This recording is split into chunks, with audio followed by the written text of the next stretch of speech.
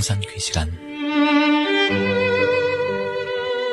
이 시간 말씀에는 물된 동산교회 담임 조병선 목사님입니다.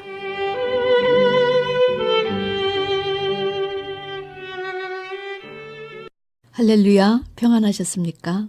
오늘은 지금이 어느 때인가 계시록에 감추어진 7가지 축복을 받을 때이다. 4번째 시간입니다. 오늘은 어린 양의 혼인잔치에 청함을 입은 자의 축복에 대해 말씀을 증거하겠습니다. 지난주에 저는 성경은 옷에서 시작해서 옷으로 끝난다고 말씀드렸는데 하나님 나라 4번째 축복에 대해 성경은 결혼에서 시작해서 결혼으로 끝난다고 제시하여 주십니다. 창세기에서는 하나님의 생기를 받아 산령이 된 아담과 그 아내가 결혼식으로 그 서막을 시작했습니다. 그런데 계시록에서는 둘째 아담 대신 살리는 영이신 예수님과 정결하게 준비된 신부와의 결혼식으로 그 마지막이 장식됩니다. 그런데 여러분, 창세기 2장을 잘 살펴보면 두 여자가 소개되지요. 하나는 흙의 생기를 두시고 남자 여자를 창조하신 그 여자요. 또 하나 여자는 아담을 깊이 잠들게 하시고 잠들매 그 갈빗대로 취하신 여자입니다. 사도 바울은 아담은 오실자의 표상이라 하였습니다. 이 두 번째 여자는 둘째 아담 되신 주님께서 십자가의 보혈을 통해서 이 세상에 세우실 주님의 신부인 교회를 예표한 것입니다. 하나님께서 아담에게서 취하신 여자를 아담에게 이끌어 오시니 아담이 가로되 이는 내 뼈 중에 뼈요 살 중에 살이라. 이것을 남자에게서 취하였은즉 여자라 칭하리라 하였습니다. 이 여자라는 칭함을 받은 여자는 주께서 십자가에서 우리의 모두의 죄를 대속하시며 이 세상에 태동하신 교회를 의미한 것입니다. 성경에 잠자다는 것은 죽음을 의미하고 주님의 십자가를 통해 태동한 장차 이 땅 위에 세우실 교회를 미리 예고하신 것입니다. 사도 바울이 후에 이것을 깨달았지요. 그래서 예배소서 5장 31절 32절 말씀에서 이러므로 사람이 부모를 떠나 그 아내와 합하여 그들이 한 육체가 될지니 이 비밀이 크도다. 내가 그리스도와 교회에 대해 말하노라 선포하였습니다. 그런데 계시록 21장 9절에서 내가 신부 그 어린 양의 아내를 내게 보이리라 하시고 보여주신 신부는 하늘에서 내려오는 거룩한 성 예루살렘이었습니다.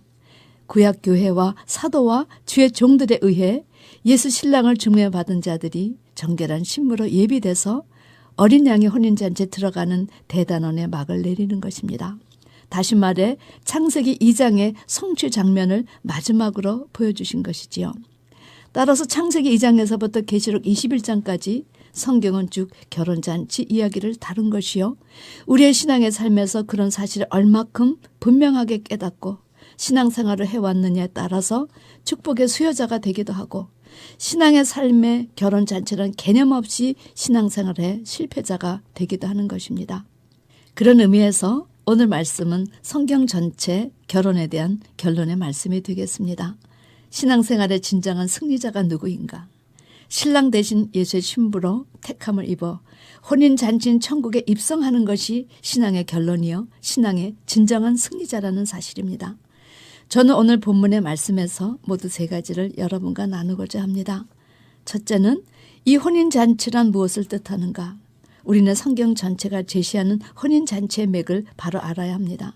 둘째는 청함을 입은 자들이 복이 있다고 하였는데 이 청함을 입은 자들은 과연 어떤 사람을 지칭하는가 하는 것입니다.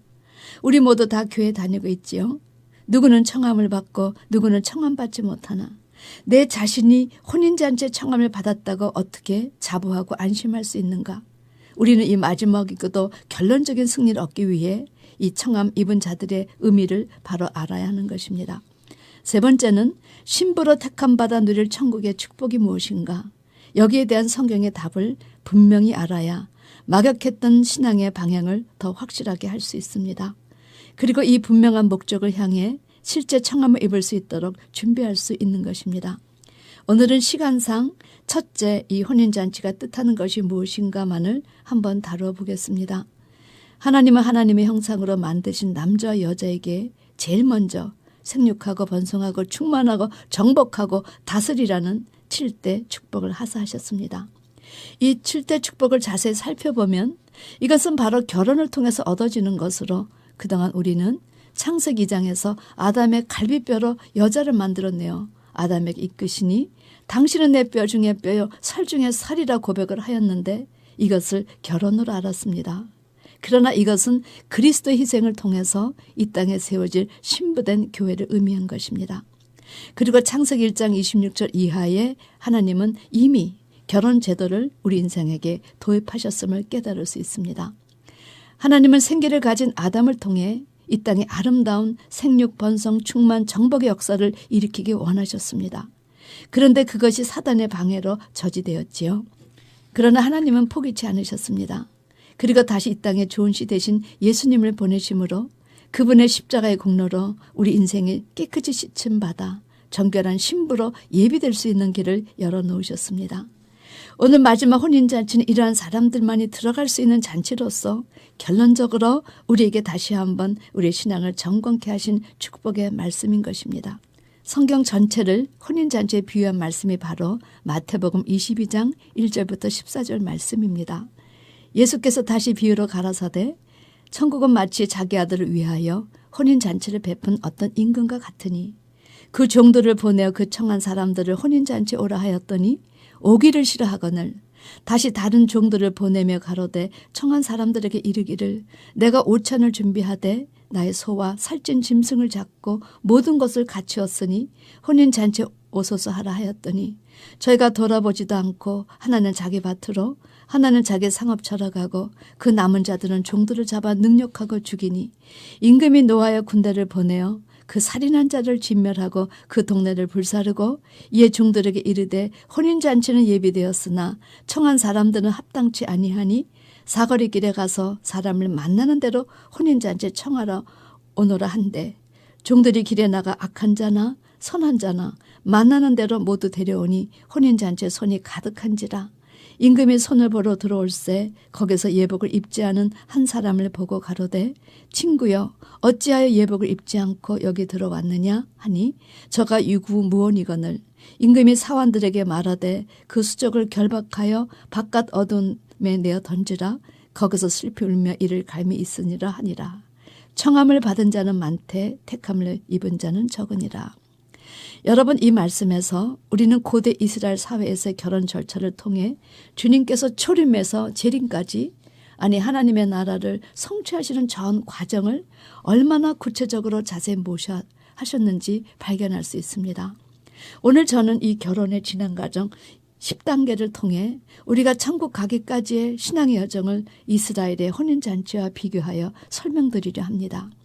이 비유하신 혼인잔치는 우리 하나님께서 자기 아들을 위하여 혼인잔치를 베푼 내용에 대한 이야기입니다. 오늘은 시간상 10단계 중 4단계까지만 하겠습니다. 첫 번째는 결혼 대상 선정입니다. 먼저 유대인들은 종교적 사회적인 절개 행사를 통해서 아주 자연스럽게 자기의 배필을 만나 택할 수 있는 기회를 부여받았습니다. 그래서 젊은이들은 7절기 행사 때마다 몸을 씻고 단장하며 공에 모여 예배를 드리고 음식을 나누면서 자기의 배필을 고를 수 있는 시간을 가졌습니다. 이는 바로 우리가 교회 생활을 통해서 주님의 신부로 거듭 청함을 입어야 함을 예표한 것이지요. 두 번째는 중매자입니다. 절기 행사에서 선남 선녀가 눈이 맞으면 신랑 쪽에서 신부 집에 신랑과 함께 중매자를 보냅니다. 그 중매자가 중간에서 혼사를 성사시키는 역할을 하였지요. 성경은 구약에서는 이사야가 중매자 역할로 예수님 때는 세례 요한이 중매장이로 나선 것을 제시하십니다. 신부를 취하는 자는 신랑이나 서서 신랑의 음성을 듣는 친구가 크게 기뻐하나니 나는 이러한 기쁨이 충만하였노라. 세례 요한이 예수님을 이스라엘께 소개하고 고백한 말씀입니다. 사도시대에는 바울 사도가 내가 하나님의 열심으로 너희를 위하여 열심을 내노니 내가 너희를 정결한 처녀로 한 남편인 그리스도께 드리려고 중매함이로다. 중매장이로 나섰습니다. 지금 우리 시대는 이 시대의 주의 종들이 나서서 성도 여러분을 정결한 처녀로 준비시켜 주님과 정혼하여 혼인잔치까지 골인시키는 중매장의 역할을 감당하는 것입니다. 이스라엘의 풍습을 보면 중매자가 신랑을 위해 신부집에 갖고 가는 것이 3가지가 있었습니다. 그것은 바로 결혼 계약서와 신부의 아버지가 승낙했을 때 신부의 부모에게 따라 드릴 약간의 포도주가 들은 가죽 부대, 그리고 빙패라고 하는 지창금이었습니다. 이때 중매자는 신부의 아버지에게 줄 지창금을 조절하는 역할을 합니다. 그런데 이 조정의 역할이 신랑 신부의 결혼 문제를 다루기 때문에 중간에서 적절한 가격을 조정하는 것이기 때문에 조심할 것이 이만저만이 아니었다 합니다. 일례로 만약 신부 아버지가 지창금을 2만 불을 요구한다 하면 그 당시 중매장에는 이렇게 그 중간 역할을 하였다고 합니다. 이렇게 훌륭한 처녀를 2만 불이라는 파격적인 가격을 주시면 정말 영광도 영광입니다. 그런데 사실 그 요구는 너무나 적은 금액입니다만 그것 이상을 드려야 하는데 마침 신랑 아버지가 얼마 전에 부모님 상을 당해서 갖고 있던 재물을 다 소비해서 저희가 최대한 드릴 수 있는 금액은 15,000불뿐이 드릴 수 없음을 용서하여 주십시오 하면서 아주 부드럽게 이 사역을 감당해서 신부의 아버지 마음을 뿌듯하게 만들면서 그렇게 신부를 빙패를 흥정하였다 합니다. 신부의 몸값으로 주는 빙패 히브리어는 값을 치르고 얻다라는 의미입니다.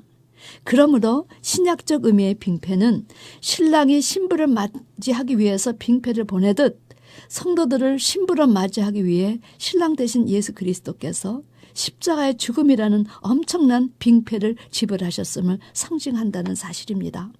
그리고 포도주는 말씀을, 그리고 결혼 계약서는 예수님이 우리의 신랑 되신가 우리는 그의 정결된 신부로 준비될 것에 예표였다는 사실입니다. 창세기 24장 53절에는 리브가를 만난 엘리에셀이 은금 패물과 의복을 꺼내어 리브가에게 주고 그 오라비아 어미에게도 보물을 주는 것이 나옵니다. 사울 왕이 다윗을 사위로 삼을 때 이렇게 말했습니다. 너희는 다윗에게 이같이 말하기를 왕이 아무 패백도 원치 아니하고 다만 왕의 원수의 보복으로 블레셋 사람의 양피 100을 원하신다 하라 하였으니 이는 사울의 생각에 다윗을 블레셋 사람의 손에 죽게 하리라 함이니라. 여러분, 다윗을 죽이기 위한 빙패를 사울이 요구하였던 것입니다.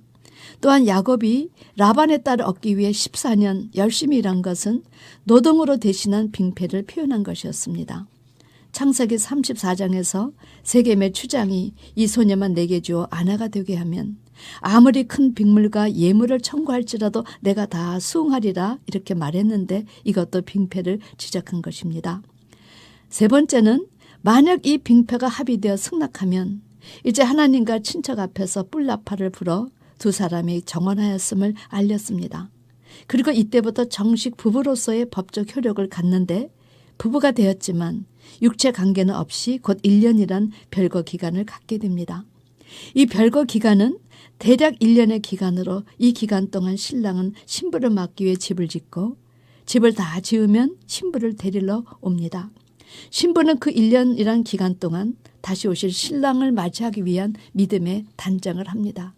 이것은 우리를 위해 십자가에서 돌아가신 예수 그리스도를 신랑으로 소개받고 다시 재림하실 그날까지 신앙의 정절을 지키고 거룩한 행실의 옷으로 입는 이 땅의 모든 성도들을 예표한 것입니다.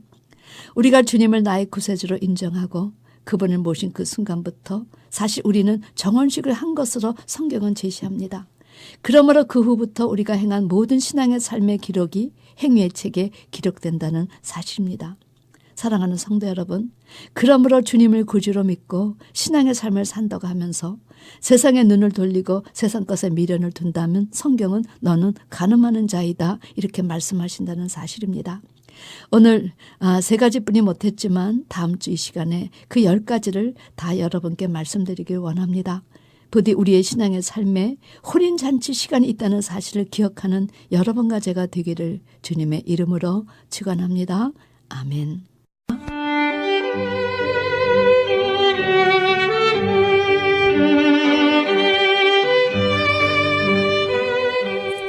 지금까지 말씀에 물된 동산교회 담임 조병선 목사님이었습니다.